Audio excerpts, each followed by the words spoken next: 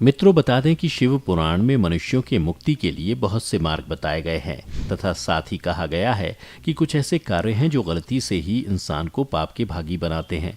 ऐसे में हम आपको कुछ बातें बताते हैं जिन्हें जान लेने से आपको यमलोक का मुंह नहीं देखना पड़ेगा। नमस्कार दर्शकों, स्वागत है आपका द डिवाइन टेल्स पर एक बार फिर। बता दें कि कुछ तो ऐसे कार्य हैं जिनसे भगवान भोलेनाथ बड़े क्रोधित होते हैं और ऐसे कर्म करने वालों को पाप से स्वतंत्रता नहीं मिलती और पाप कर्मों के भागी होने के कारण इन्हें नरक में जाना पड़ता है। शिव पुराण में इंसान के कार्य और व्यवहार से जुड़ी अच्छी बुरी बातों और पाप पुण्य के बारे में विस्तार से बताया गया है। चलिए आपको उन्हीं में से कुछ बातें बताते हैं। ऐसी बातें मन में भी न लाएं। गलत इंसान हमेशा ही भगवान शंकर के प्रकोप का भागीदार होता है और कभी भी सुखी जीवन नहीं बिता पाता। यहाँ तक कि आप अपने मन में जो कुछ भी सोच रहे होते हैं वह भी परमात्मा को पता होता है। इसलिए भले ही बात और आचरण में आपने किसी को तकलीफ ना पहुंचाई हो, किंतु यदि मन में किसी के प्रति कोई गलत भावना या आपने किसी के बारे में नकारात्मक सोचा हो तो यह भी पाप की श्रेणी में ही आता है। स्त्री पुरुष संबंध। शिव पुराण में उल्लेख है कि दूसरों के पति या पत्नी पर बुरी नजर रखना या उसे पाने की अभिलाषा करना तक पाप की श्रेणी में माना जाता है। ऐसा करना तो दूर, इंसान को इस बारे में सोचने तक से पाप लग जाता है। इसलिए मन में पराई स्त्री या पुरुष के लिए अच्छी भावना ही रखनी चाहिए। यही मनुष्य का सबसे बड़ा धर्म है। माता पिता और गुरु का अपमान। हमें बचपन से यही सिखाया जाता है कि गुरु, माता पिता, पत्नी या पूर्वजों का अनादर कभी भूलकर भी नहीं करना चाहिए। शिव पुराण में ऐसा करने वालों को पाप का हिस्सेदार बताया गया है। अपने व्यवहार को अच्छा रखते हुए पूरे आदर के साथ सबसे बात करनी चाहिए। गुरु और बड़ों का सम्मान करने वाले को उच्च स्थान प्राप्त होता है। ऐसे व्यक्ति को नहीं मिलती शिव से क्षमा। शिव पुराण के अनुसार शराब पीना, गुरु की पत्नी पर नजर रखना, दान की हुई चीजें या धन वापस लेना महापाप माना जाता है।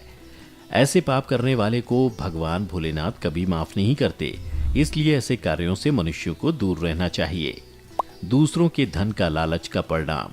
हमें हमेशा अपनी मेहनत से कमाया हुआ धन का उपयोग करने के बारे में सोचना चाहिए। दूसरों के धन को अपना बनाने की लालसा रखने वाले भी भगवान शिव की नजर में घोर अपराधी व पापी हैं। दूसरे के धन पर अपना अधिकार करना और उसे पाने की चाहत रखना भी इंसान को नरक में ले जाता है। मंदिर में चोरी करने का परिणाम।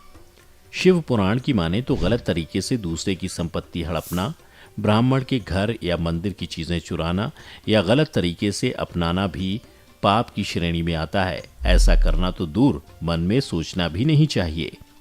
शिव जी इस तरह के पाप से मुक्ति नहीं देते।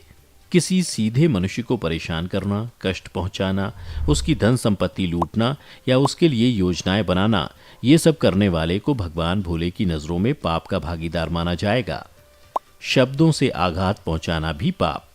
शिव पुराण के मुताबिक जिस तरह आप किसी का बुरा ना करने के बाद भी उसके लिए बुरा सोचते हो तो आप पाप के भागीदार हो और दंड की श्रेणी में आ जाते हैं। उसी तरह भले ही आपने अपने काम में किसी का गलत ना किया हो, लेकिन आपकी अभद्र बोली आपको पापों का हिस्सेदार बना सकती है। यानी किसी के लिए अपशब्द का इस्तेमाल ना करें और किसी से ऐसी बात ना बोलें जिससे उसे बुरा लगे और कष्ट पहुंचे। गर्भवती महिलाओं से ना कहें ऐसी बातें।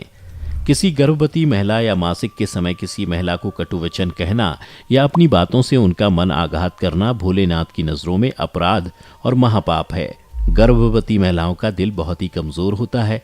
ऐसे में उनसे कोई भी ऐसी बात नहीं कहनी चाहिए जिससे कभी उनका दिल दुखे।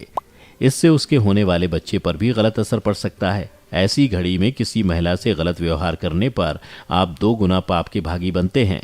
तो मित्रों, आपने जाना कि शिव पुराण की ये बातें जान लेंगे तो यमलोक का मुंह नहीं देखना पड़ेगा। यदि आपको पहले से किसी भी बात की जानकारी थी तो हमें नीचे कमेंट करके जरूर बताएं। आज की इस वीडियो में बस इतना ही। हम उम्मीद करते हैं कि हमारी वीडियो के जरिए आपको कई सवालों के जवाब मिल गए होंगे। अगर ये वीडियो पसंद आई हो तो इसे लाइक और शेयर जरूर कीजिएगा। अगर आपने हमारे चैनल को सब्सक्राइब नहीं किया है तो जरूर करिए। इसके साथ ही मुझे दें इजाजत। इस वीडियो को अंत तक देखने के लिए आपका बहुत बहुत शुक्रिया। और हाँ, अब आप हमारे सभी वीडियो फेसबुक पर भी देख सकते हैं, जिसके लिए आपको फेसबुक पर द डिवाइन टेल्स के पेज को लाइक और फॉलो करना होगा।